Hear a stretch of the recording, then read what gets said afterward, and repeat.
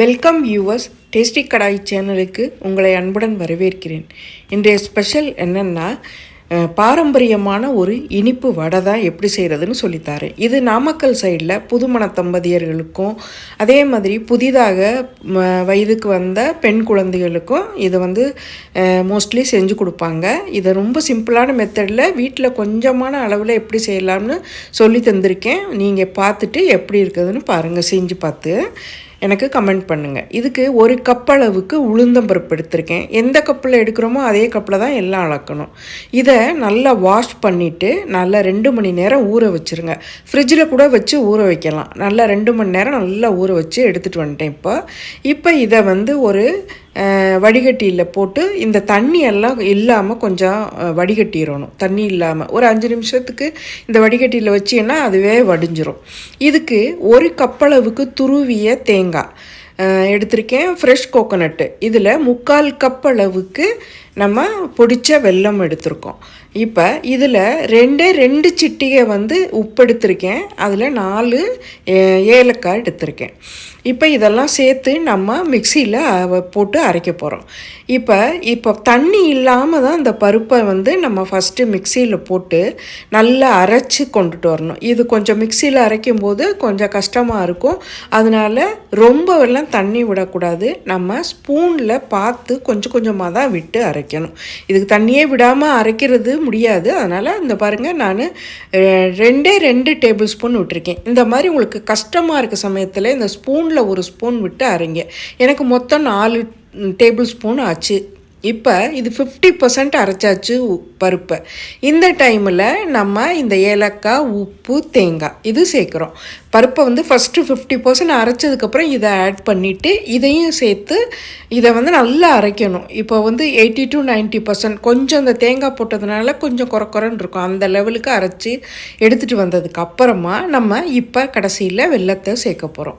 வெல்லத்தையும் சேர்த்துட்டு நம்ம இதை நல்லா நைஸாக அரைச்சி எடுத்துகிட்டு வரணும். நம்ம வடைக்கு எப்படி அரைப்போம் அது மாதிரி நல்லா நைஸாக. இது தேங்காய் இருக்கிறதுனால ரொம்ப நைஸாக வராது. அதனால் கொஞ்சம் லைட்டாக நம்ம கையில் தட்டுப்படத்தான் செய்யும். ஆனால் பருப்பு இல்லை, நல்லா அந்த தேங்காய் இருக்கிறதுனால அதனால் ஒன்றும் கவலைப்பட வேண்டாம். இது வடை நல்லா வரும். இப்போ இதை ஒரு பவுலில் ட்ரான்ஸ்ஃபர் பண்ணிவிட்டு இப்போ தண்ணியில் தொட்டுட்டு இப்படி மாவை எடுத்து இப்படி போட்டிங்கன்னா கரெக்டாக இருக்கும். இதுதான் கரெக்டான பதம்.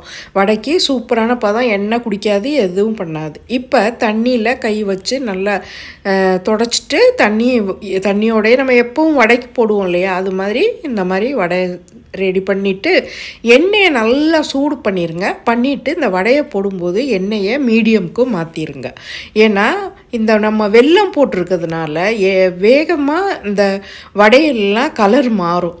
அதனால் சீக்கிரமாக மேலே உள்ள கலர் கருகுன மாதிரி ஆயிரும். அதனால் உடனே மீடியம் ஃப்ளேமில் மாற்றிட்டு எண்ணெய் சூடானதுக்கப்புறம் ஒவ்வொரு வடையாக போடுங்க. அதை மாத்திரம் மறந்துடாதீங்க. எண்ணெய் ஹையாக இருந்துச்சுனாலே உங்கள் வடை ஃபுல்லாகவே கருப்பாயிரும். இந்த மாதிரி கலர் மெதுவாக சேஞ்ச் ஆகணும். அப்போ தான் நல்லாயிருக்கும். அதனால் கொஞ்சம் கலர் சேஞ்ச் ஆனால் கூட இன்னும் கொஞ்சம் நீங்கள் ஃப்ளேமை குறைச்சிட்டு மெதுவாக இந்த மாதிரி திருப்பி விட்டுட்டு நல்லா வறுத்துட்டு இப்போ பாருங்கள், லைட்டாக கலர் சேஞ்ச் ஆகி நல்ல கோல்டன் கலர், டார்க்கு கோல்டன் கலரில் வந்துருச்சு. அந்த மாதிரி வந்தப்புறம் நம்ம இந்த வடைகளெல்லாம் எடுத்துடலாம். இது கொஞ்சம் பொறுமையாக செய்யணும். அதனால் நீங்கள் பார்த்து செய்யுங்க. ஃப்ளேமில் தான் இருக்குது இதோட மேஜிக்கு. இல்லைன்னா ரொம்ப வேகமாக மேலே உள்ளது கருப்பாயிடுச்சுன்னு எடுத்தால் உள்ளே வேகாது. அதனால் கொஞ்சம் ஃப்ளேமை கம்மியாக வச்சு நீங்கள் செய்யுங்க. நல்லா சூடு பண்ணிக்கிங்க. அதுக்கப்புறமா ஹாஃபாக குறைச்சிக்குங்க. அதுவும் கருகுச்சுனாக்கா இன்னும் கொஞ்சம் கூட குறைச்சிட்டு இந்த மாதிரி செய்யணும். இதை பார்த்து செஞ்சிங்கனாக்கா ரொம்ப சிம்பிளாக இருக்கும். ஆனால் சூப்பராக இருக்கும். 4 நாள் வச்சு சாப்பிடலாம். இந்த வடையை ஃப்ரிட்ஜில் வைக்க வேண்டிய அவசியம் இல்லை. வெளியிலே கூட வச்சா கூட கெட்டு போகாது. 4 நாள் வரைக்கும் வச்சு சாப்பிட்லாம்.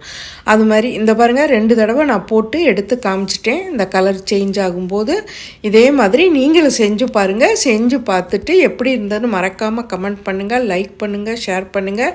இது குழந்தைகளுக்கு விருப்பமானதும் கூட. ஆனால் இது இந்த டோனட் சாப்பிட்ற பிள்ளைகளுக்கு ரொம்ப இஷ்டப்படுங்க. அதனால் இதே மாதிரி செஞ்சு பார்த்துட்டு எனக்கு கமெண்ட் பண்ணுங்கள்.